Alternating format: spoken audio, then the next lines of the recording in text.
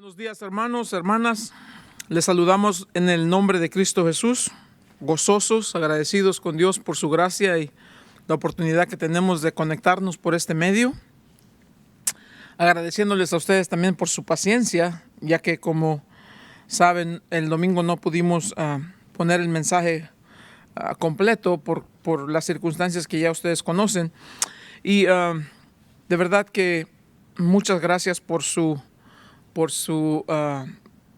paciencia, porque era muy importante para nosotros dejarles saber lo que estaba sucediendo y también más que nada para pedirles por sus oraciones para esas personas allá en Lahaina, en Maui.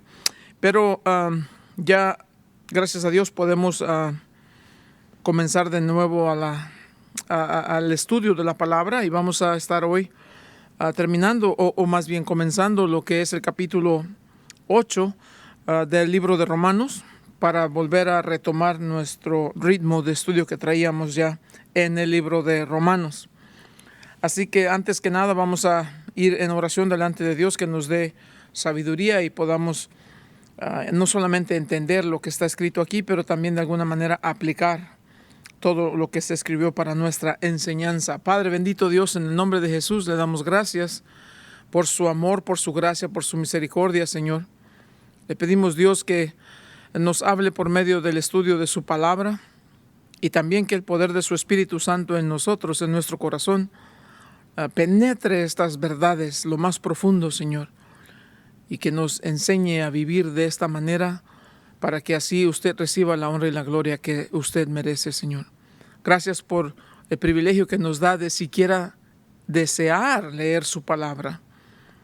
Aun cuando no podamos entender todo lo que está escrito, lo que sí entendemos es esto: que usted es Dios, usted nos ama, que su amor por nosotros no cambia, y que usted tiene un plan que va a completar en cada uno de nosotros, porque esa es su voluntad. Así que gracias pues le damos, Señor. Le pedimos que nos enseñe ahora en el nombre de Cristo Jesús. Amén. Entonces volvemos a nuestro estudio en Romanos. A la última vez quedamos hablando en el libro de Romanos capítulo 7 y veíamos ahí lo que Pablo nos dice acerca de la ley, y nos enseña, como les dije, capítulo 6 nos dice acerca de la relación del creyente con el pecado. ¿Y cuál es nuestra relación con el pecado? Bueno, de manera sintetizada, en el capítulo 6, verso 14 nos dice: el pecado no se enseñoreará más de nosotros. Ok, entonces el capítulo 7 es la relación del creyente con la ley, y nos dice que ya no estamos bajo el dominio de la ley, porque morimos con Cristo Jesús. La ley solamente tiene jurisdicción sobre la persona en tanto que ésta vive. Cuando la persona muere, se termina la jurisdicción de la ley sobre esa persona. Morimos con Cristo Jesús y resucitamos con Cristo Jesús. Entonces ahora somos libres de unirnos. Esa es la palabra, de unirnos a otro. Ya no tenemos que estar unidos y bajo la condenación, bajo el yugo de la ley. Ahora somos libres y nos unimos a Cristo Jesús, que nos resucitó de los muertos.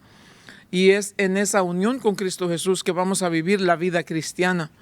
Esa unión con Cristo Jesús se describe con las palabras en Cristo Jesús.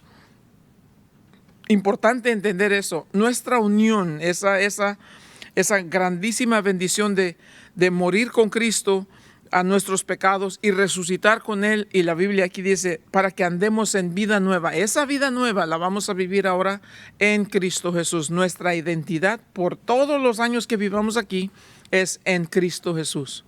Y es una gran verdad que debemos no solamente entender, pero debemos aprender a aplicar. La vida, Gálatas capítulo 2, verso 20 nos dice, porque ya no vivo yo, mas Cristo vive en mí.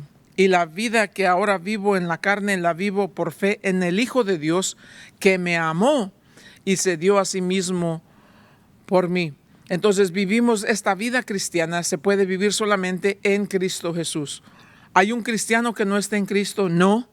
Si una persona dice ser cristiana, pero no está en Cristo, pues no es, una de las dos no es verdad. O no está en Cristo o no es cristiana. Entonces, ese es el punto. Debemos aprender. ¿Y por qué digo estas cosas? Porque si bien es cierto, tenemos el deseo de hacer las cosas correctas, como veíamos en el capítulo 7. El querer hacer el bien está en mí, pero no el hacerlo. Entonces Pablo concluye ese capítulo como dice, miserable, miserable de mí. ¿Por qué? Porque quiero hacer las cosas buenas, que ya sé lo que es bueno, porque ahora tenemos la mente de Cristo. Sabemos lo que la Biblia dice acerca de las cosas buenas. Pero no hay poder en nosotros, por nosotros mismos, para poder hacer lo bueno. De hecho, cuando quiero hacer lo bueno, me doy cuenta que lo que termino haciendo no es bueno. Entonces, ¿qué vamos a hacer? Porque ya sé los principios morales, las cosas buenas, sé hay cosas que tienen mucho valor en mi vida, pero no las puedo hacer. ¿Qué voy a hacer entonces ahora?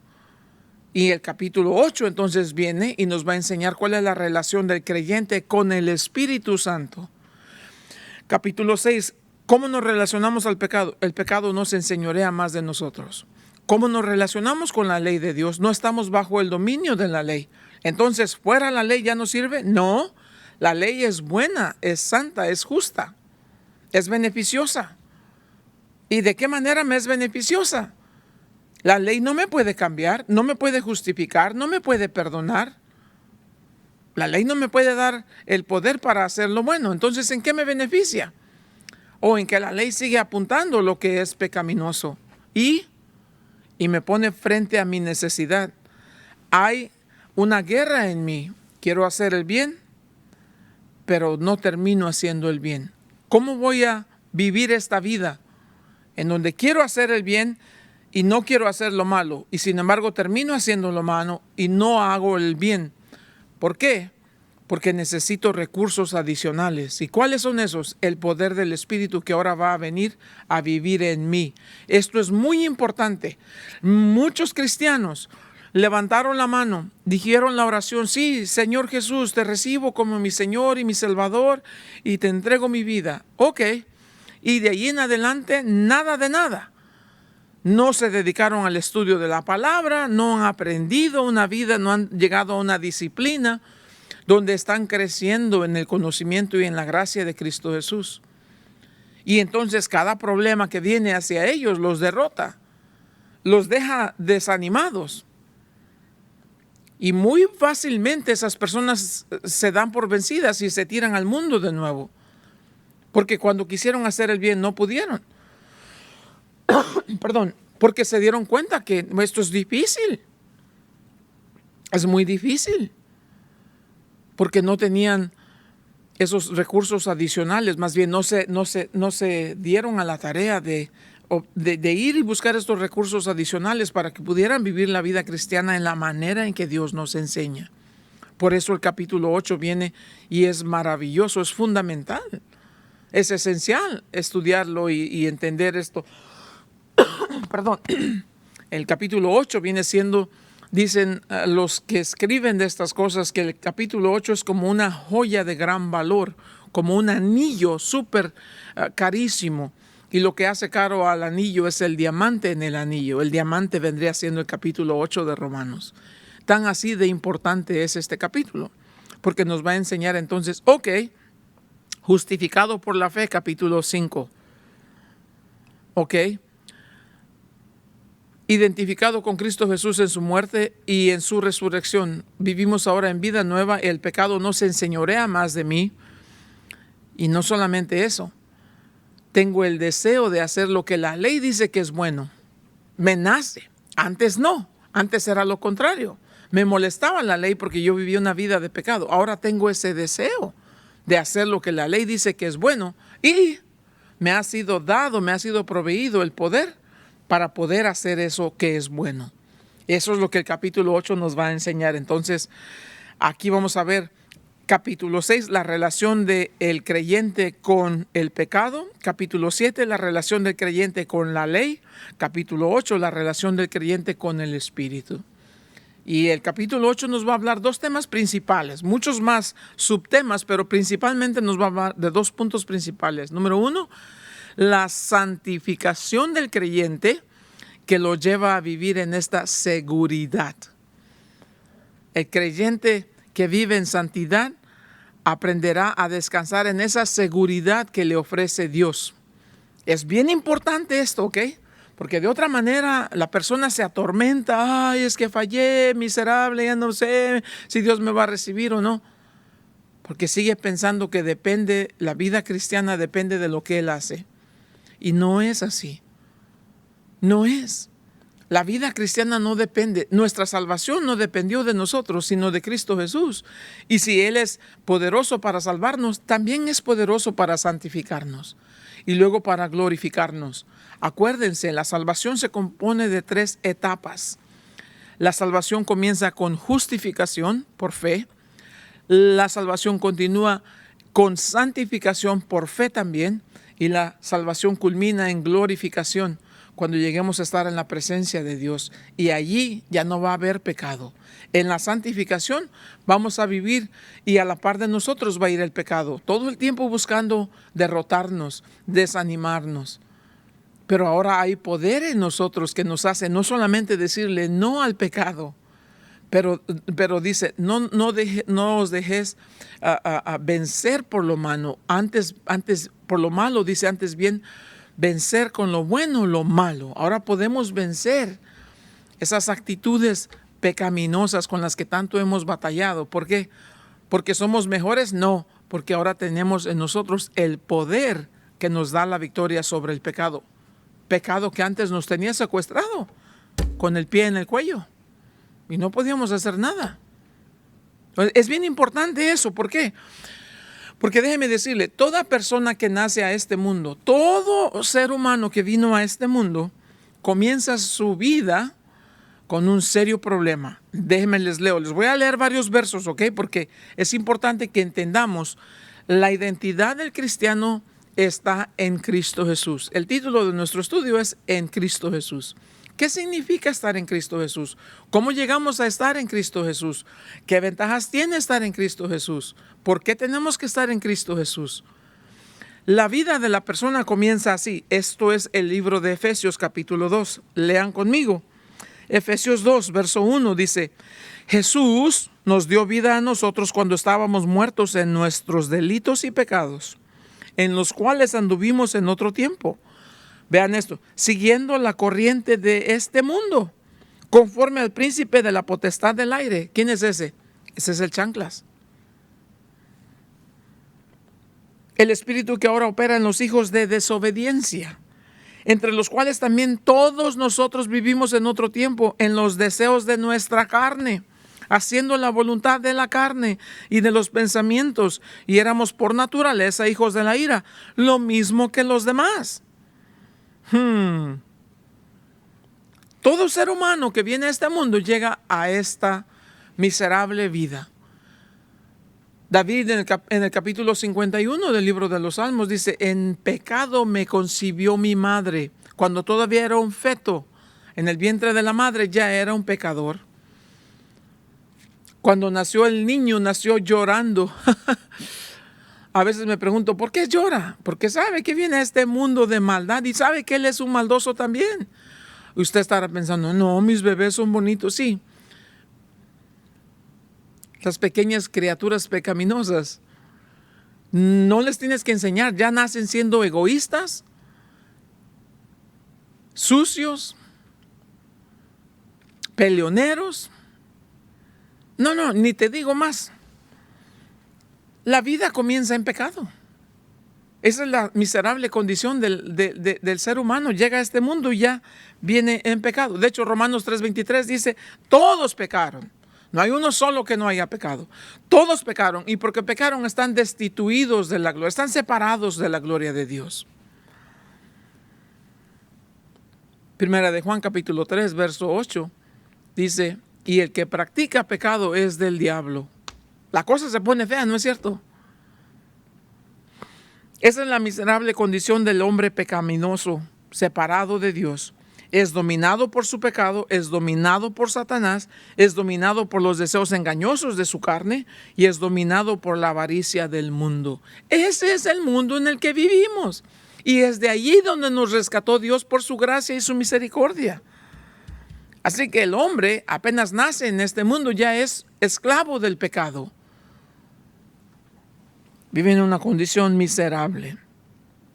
Y ahora, eso no sería tan malo si ahí estuviera el fin de todo, pero no, porque el hombre nació siendo pecador y porque vive y crece siendo pecador y es dominado por el pecado y es dominado por Satanás. Y de hecho, en un momento Jesús le dijo a los fariseos: ustedes son de su padre el diablo y los deseos de su padre queréis hacer.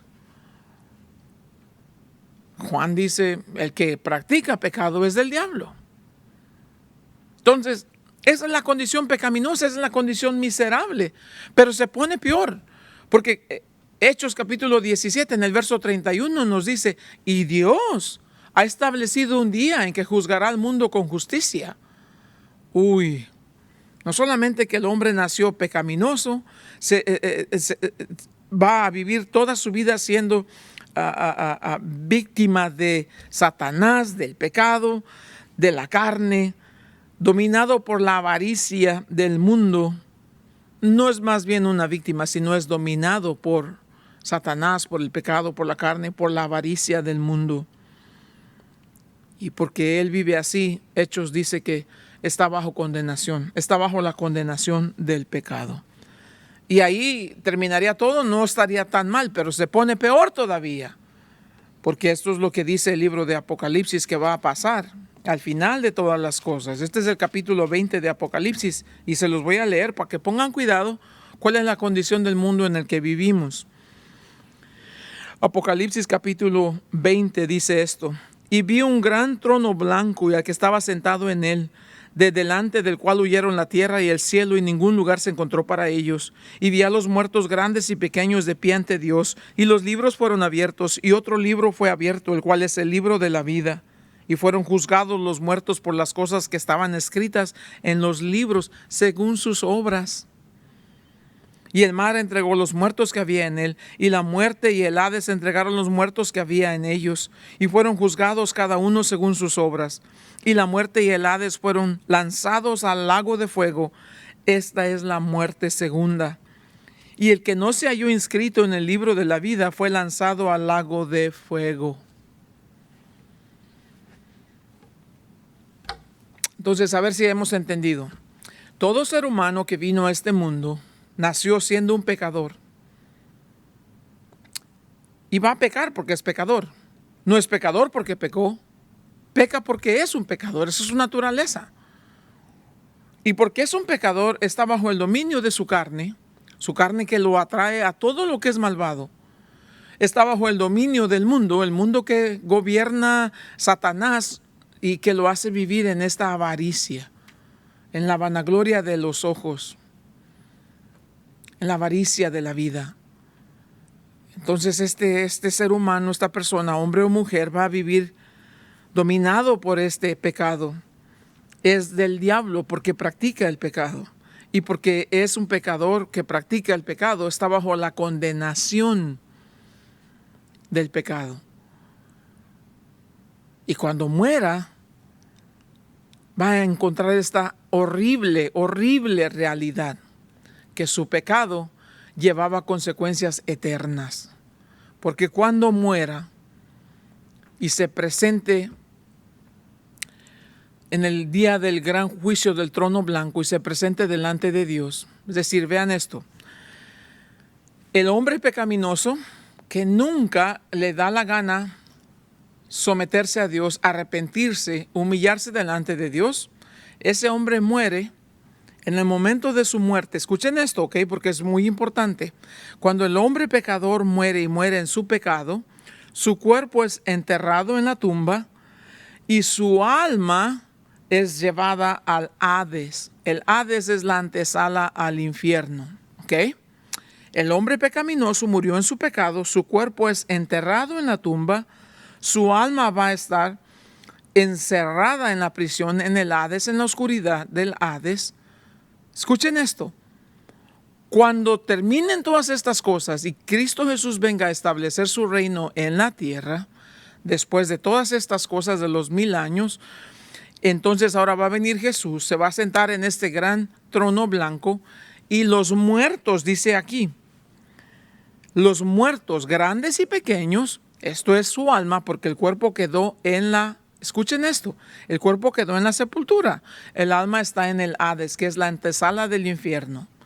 Cuando eso suceda, entonces los muertos que murieron sin Cristo Jesús van a ser resucitados y ese cuerpo se va a unir a esa alma para presentarse delante de Cristo Jesús en el gran trono blanco, y se va a buscar en los libros las cosas que están escritas de ellos. Y el nombre de esta persona no está escrita en el libro de la vida, por lo tanto, esa persona va a ser lanzada al lago de fuego. Yo no estoy inventando, eso es lo que dice la Biblia. Esa es la muerte segunda. ¿Por qué muerte segunda? Porque esa persona físicamente murió una vez, pero le falta la muerte segunda, que es el gran juicio del trono blanco, donde será resucitado su cuerpo y su alma unidos para presentarse ante el gran juicio del trono blanco, solamente para ser lanzados vivos al lago de fuego, donde van a permanecer para siempre. El cristiano, por su parte, vivió su vida por un determinado tiempo en pecado. Nació siendo pecaminoso, vivió en pecado. Pero un día entendió que la voluntad de Dios es para que él se salve. Se arrepintió de su pecado, pues pidió perdón a Jesús por su pecado. Creyó que Jesús es el Salvador y el único Salvador que lo podía salvar de su condición pecaminosa. Se arrepintió de su pecado. En ese momento su nombre fue escrito en el libro de la vida, y aquí va a pasar, va a vivir sus años que va a vivir en esta tierra. Llegó el día en que se murió. Su cuerpo igual va a ser enterrado en una sepultura, pero su alma en ese momento va a ser llevada al cielo, a la presencia de Dios. La Biblia dice, ausentes del cuerpo, presente con el Señor. Un día, cuando Jesús venga por su iglesia, en el rapto de la iglesia, esa alma que estaba con Jesús en el cielo va a venir con Cristo Jesús en las nubes. Jesús va a levantar los cuerpos de esta persona el cuerpo de esta persona que estaba con él en el cielo ya. Jesús va a resucitar ese cuerpo, y en las nubes se van a unir esos cuerpos con esas almas que han estado con Cristo Jesús. ¿Entienden eso? Y ahora vamos a estar después con el Señor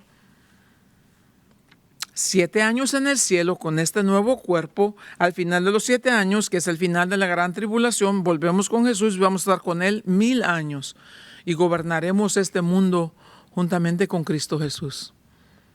Sí, el cristiano, porque nació del Espíritu, nació 2 veces, muere una vez. El pecaminoso, el que nunca quiso someterse a Dios, humillarse a Dios, nació una sola vez físicamente de su madre, pero murió 2 veces. ¿Entendemos esto? Esta es la condición del hombre pecaminoso. Esto es lo que hace esto verdaderamente trágico, que el mundo está bajo la condenación del pecado y que el final de esto es el juicio eterno, la separación eterna, la muerte segunda, y el final destino de estas personas es el lago de fuego por toda la eternidad. Eso es indispensable que lo entendamos, hermanos, ¿ok? Esto es doctrina bíblica básica, pero es importante entender esto. Todo individuo nacido a este mundo comienza su vida en pecado, está separado de Dios y con la culpa y la condenación de su pecado que está sobre su cabeza. Y no hay nada que esa persona pueda hacer por sí mismo o por sí misma para salvarse. Hay una sola manera de ser salvo, y eso es humillándonos delante de Cristo Jesús, a quien Dios dio como propiciación por nuestro pecado. Entonces, a la luz de ese trasfondo, a la luz de eso, es que comenzamos ahora a leer Romanos capítulo 8. Ya tenemos un buen bosquejo, entonces ahora ya tenemos un buen panorama de lo que la Biblia nos ha venido enseñando hasta ahora. El mundo entero está bajo condenación. No hay uno solo que se salve. Todos pecaron, están destituidos de la gloria de Dios. Dios revela su justicia desde el cielo. El hombre tiene la opción de recibirla o de rechazarla. Si la recibe, el hombre será justificado por la fe. Si la rechaza, el hombre será condenado por su pecado. Si recibe esta justicia de Dios que nos es ofrecida por fe en Cristo Jesús, no vamos a ser condenados por el pecado, pero vamos a ser bendecidos con la presencia de Cristo Jesús por siempre. Pero si no recibimos por necios, por pecaminosos, esta manera de ser salvos, entonces nosotros nos estamos condenando a nosotros mismos. Y esa es la condición más triste del ser humano. Ahora vamos a leer estas cosas más enseguida. Así que leemos en capítulo 8. Ahora pues, ninguna condenación hay para los que están en Cristo Jesús, los que no andan conforme a la carne, sino conforme al Espíritu. Porque la ley del Espíritu de vida en Cristo Jesús me ha librado de la ley del pecado y de la muerte. Porque lo que era imposible para la ley, por cuanto era débil por la carne, Dios, vean esto, enviando a su Hijo en semejanza de carne de pecado y a causa del pecado, condenó al pecado en la carne, para que la justicia de la ley se cumpliese en nosotros, que no andamos conforme a la carne, sino conforme al Espíritu. Aquí está la cosa. Les dije ya muchas veces y lo voy a seguir repitiendo. La salvación se compone de 3 etapas, por decirlo así. La justificación por fe en Cristo Jesús. Ese es el principio de nuestra salvación. Eso es una vez y para siempre. No hay niveles de justificación. ¿Somos justificados o no somos justificados? Nada más. Una vez siendo justificados por fe en Cristo Jesús, iniciamos este proceso que se llama santificación. Y esta santificación es con el propósito de hacernos cada día más y más a la imagen y semejanza de Cristo Jesús. Es la obra del Espíritu Santo en nosotros, aplicando la verdad de la palabra de Dios para nosotros. Este proceso de santificación, el actor principal en nuestra santificación es el Espíritu Santo. En nuestra justificación, el actor principal, por así decirlo, es Cristo Jesús. Así que vean esto. Dice aquí en el verso número 3, Dios enviando a su Hijo en semejanza de carne de pecado y a causa del pecado condenó al pecado en la carne. Para justificarnos, escuchen esto, es muy importante, para justificarnos, Dios envió a su Hijo Cristo Jesús para que muriera por nosotros y lo envió en semejanza de carne. No era exactamente como nosotros, ni era con pecado, pero vino y nació de una mujer, porque no era exactamente como nosotros, porque tenía 2 naturalezas, su naturaleza humana, su naturaleza divina. Por eso dice en semejanza. Pero sí vivió como nosotros en este mundo y sufrió las cosas que sufrimos nosotros, pero sin pecado. Para justificarnos, entonces, Dios nos dio a su Hijo amado. Ahora, para santificarnos, ¿nos ha dado qué? Dios nos dio a su Espíritu Santo. Vean esto. Dios es por nosotros, y la Biblia dice, si Dios es por nosotros, exacto, ¿quién contra nosotros? Entonces, Dios es por nosotros. Vean esto. Jesús está sobre nosotros porque nosotros estamos en Cristo. Cuando se dice en Cristo, estamos entendiendo en la esfera, en la atmósfera. No es solamente una posición particular en un instante, no. En Cristo quiere decir que habitamos en Él. En Él vivimos y nos movemos y tenemos nuestra existencia. Estamos en Cristo, en la esfera de Cristo, en la atmósfera de Cristo. No hay nunca un día en que ya no vayamos a estar en Cristo. No podemos ir a ningún lado donde no estemos en Cristo. Dios es por nosotros, Cristo es sobre nosotros y el Espíritu Santo está en nosotros. Padre, Hijo y Espíritu. ¿No es maravilloso que los 3 tienen cuidado de nuestra salvación? Y lo que lo hace maravilloso es esto. Le ofrece esta salvación Dios a aquellos que por muchos años lo rechazaron. Se reían de Él, renegaron de Él, lo insultaron, lo hirieron, lo lastimaron. Mas Dios en su gracia nos ofrece esta gran verdad del verso 1. Ninguna condenación hay para los que están en Cristo Jesús. La palabra condenación muy importante aquí. No solamente quiere decir que es culpable en el momento del juicio, pero porque es culpable necesita pagar su castigo por ser culpable. Porque tiene una deuda y es condenado porque no puede pagar esa deuda. Es todas estas cosas. La palabra condenación es todas estas cosas. Culpable, debe ser castigado porque debe algo que no puede pagar. Y he ahí la gracia de Dios. Porque la paga del pecado es muerte, más el regalo, el don, la dádiva de Dios es vida eterna en Cristo Jesús, Señor nuestro. Esa es la gracia de Dios. Bendita esperanza del capítulo 8, verso 1.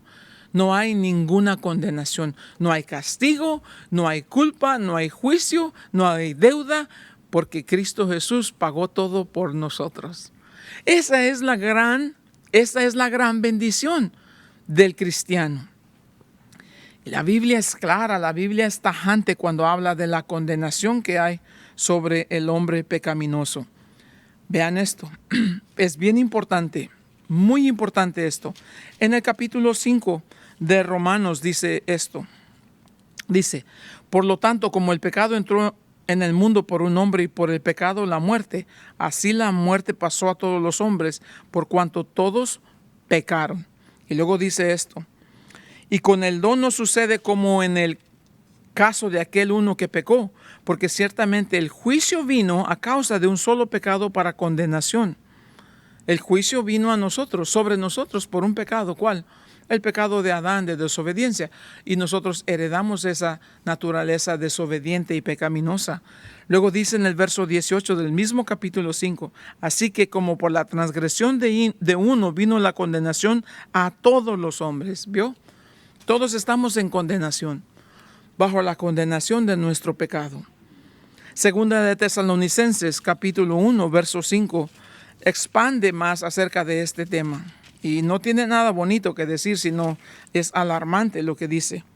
Dice, nuestro evangelio no llegó a vosotros, perdón, me equivoqué aquí, estoy en primera, es en segunda de Tesalonicenses 1, dice, esto es demostración del justo juicio de Dios, para que seáis tenidos por dignos del reino de Dios, por el cual asimismo padecéis. Pero vean esto, porque es justo delante de Dios pagar con tribulación a los que os atribulan. Y a vosotros que sois atribulados, da reposo con nosotros, cuando se manifieste el Señor Jesús desde el cielo, con los ángeles de su poder, en llama de fuego, para dar retribución a los que no conocieron a Dios, ni obedecen al evangelio de nuestro Señor Jesús, los cuales sufrirán pena de eterna perdición, excluidos de la presencia del Señor y de la gloria de su poder, cuando vengan aquel día para ser glorificado en sus santos. La Biblia es determinantemente tajante cuando habla del juicio. Si empezamos en el libro de Génesis hasta el final en Apocalipsis, ¿cuántas veces Dios dice que va a juzgar el pecado y que el pecador que no se arrepienta va a vivir eternamente bajo la condenación de su pecado? ¿Es justo Dios? ¿Es justo que Dios juzgue tan severamente al pecador no arrepentido? Por supuesto que es justo. ¿Por qué? Porque esta es la condición del hombre pecaminoso. Les leo para que vean. ¿Es justo Dios al juzgar tan severamente al hombre pecaminoso? Bueno, ¿cuál es la conducta? ¿Cuál es la vida del hombre pecaminoso? Esta es la vida del hombre pecaminoso. ¿Listos? Ahí les va. ¿Cómo es la vida de un hombre en pecado? Bueno, primero, no hay ni uno justo, ni siquiera uno. No hay quien entienda, no hay quien busque a Dios. Todos se desviaron, aún se hicieron inútiles. No hay quien haga lo bueno, no hay ni siquiera uno. Sepulcro abierto es su garganta, con su lengua engañan. Veneno de áspides hay debajo de sus labios. Su boca está llena de maldición y de amargura. Sus pies se apresuran para derramar sangre. Quebranto y desventura hay en sus caminos, y no conocieron camino de paz, porque no hay temor de Dios delante de sus ojos. Ups. ¿Es justo Dios al juzgar a este tipo de persona? Por supuesto que sí. Son mentirosos, son malvados, derraman sangre, se apresuran a hacer el mal y no tienen temor de Dios, menos respeto por la vida. ¡Qué barbaridad! ¡Qué barbaridad! ¿Es justo Dios? Claro que es justo. Dios en su ley nos dice, es justo.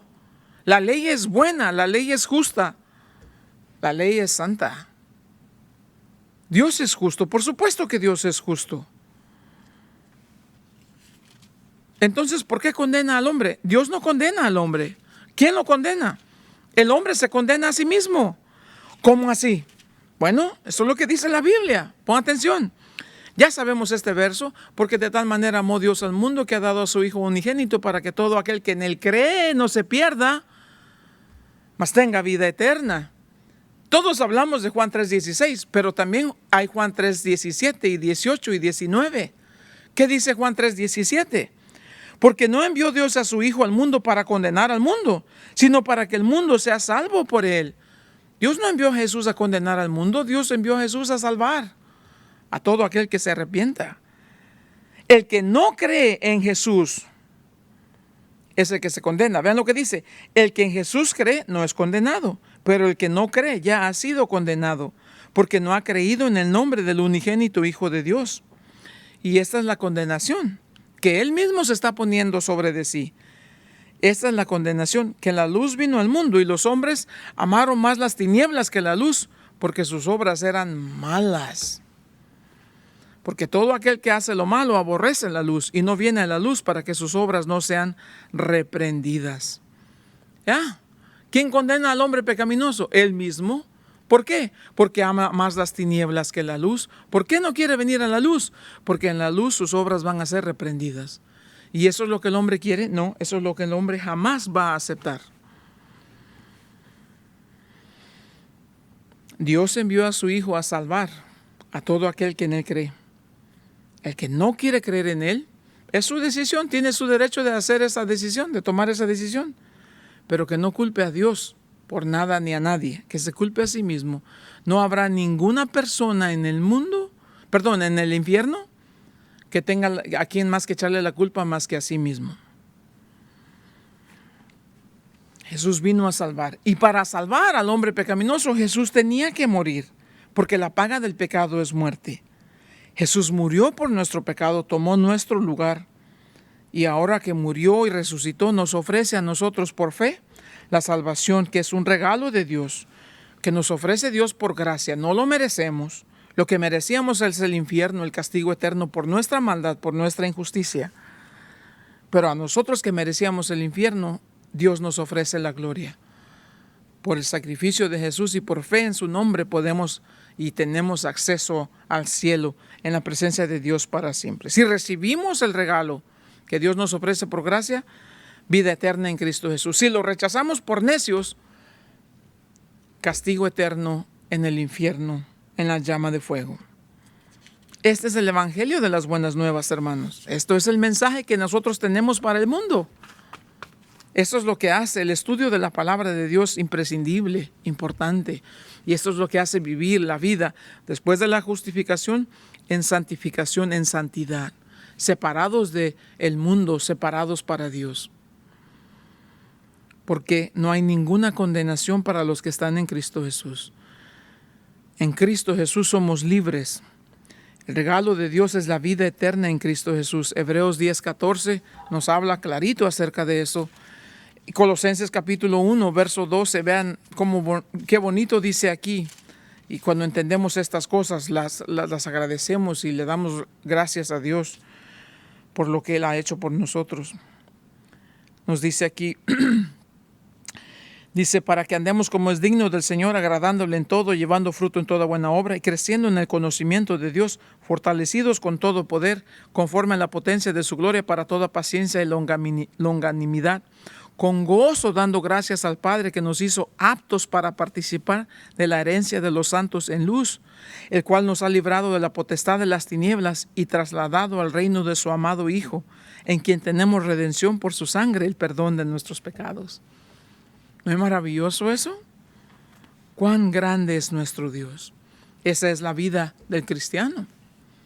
Agradecido, una vida de agradecimiento con Dios, una vida de alabanza a Dios, una vida de sumisión, una vida de humildad, una vida en santidad, separado del mundo, del pecado, siendo llenos de su espíritu, estudiando, escudriñando su palabra, y pidiendo al Espíritu que aplique su verdad a nosotros día a día para que podamos vivir de manera que es justa, agradándole a Dios en todo.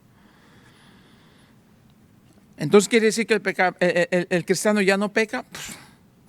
Por favor, claro que sí pecamos. Y entonces, si el cristiano peca, entonces ¿en qué es diferente del que no es cristiano? Lo que hace la diferencia es esto, mi amigo. Y es bien importante que lo recuerdes. El cristiano peca, pero esto es lo que la Biblia dice.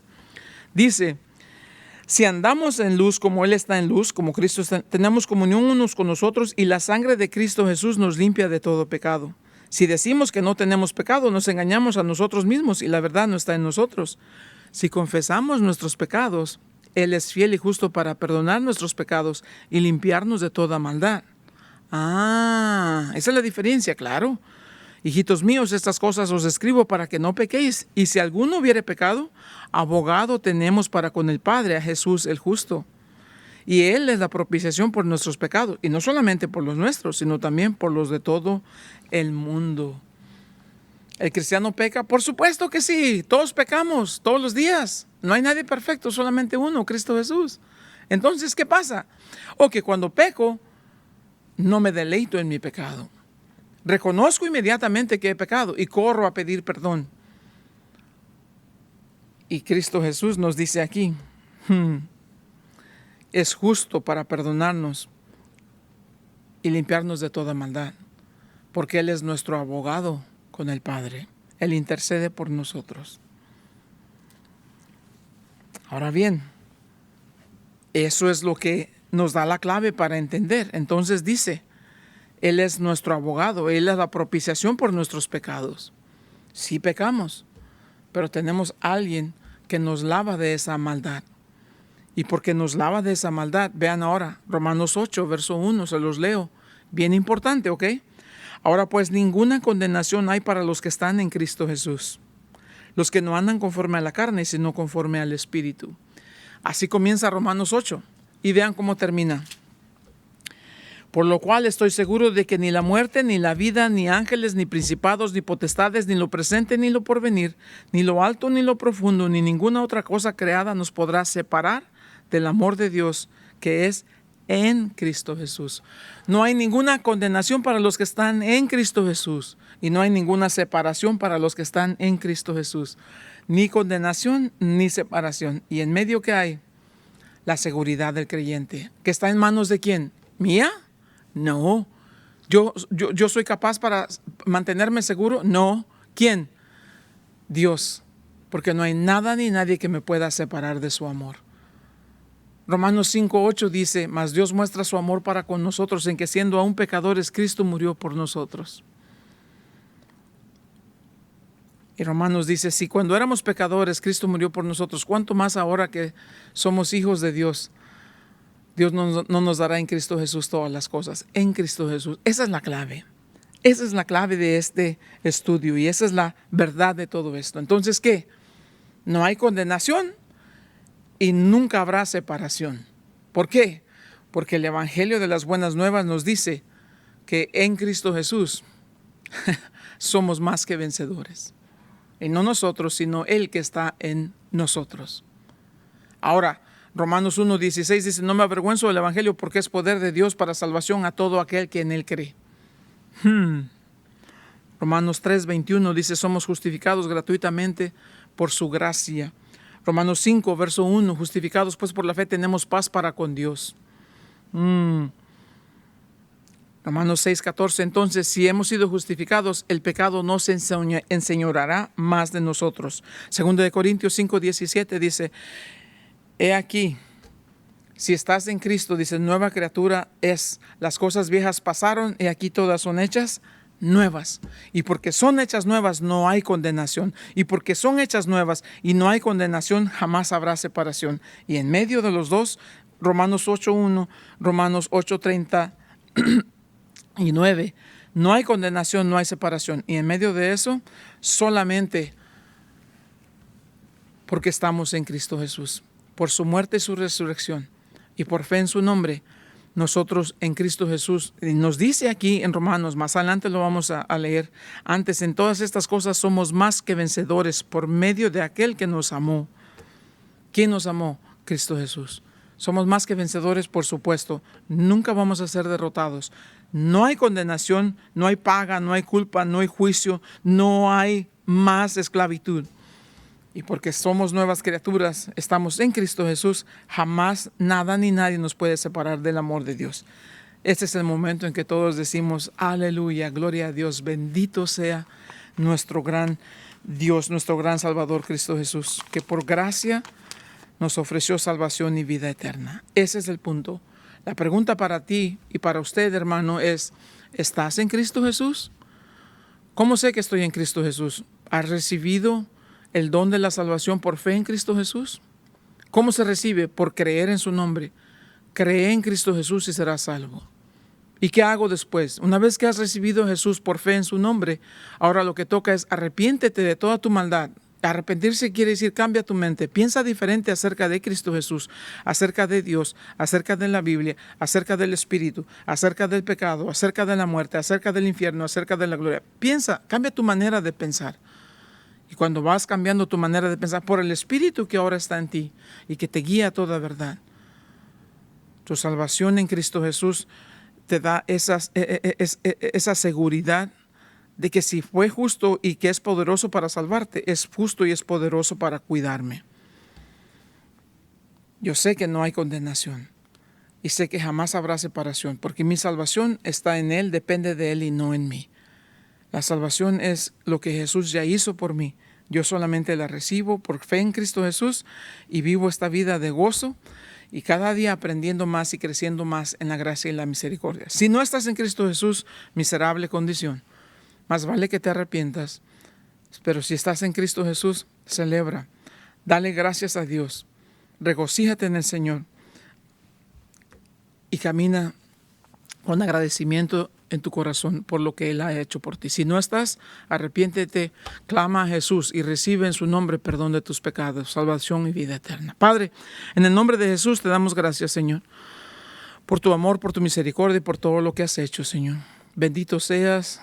Te damos gracias por tu palabra que es viva y eficaz. Es poderosa, poderosa tu palabra en verdad. Y te damos a ti la honra y la gloria por todo, porque tú vives y reinas por los siglos de los siglos. En Cristo Jesús. Amén.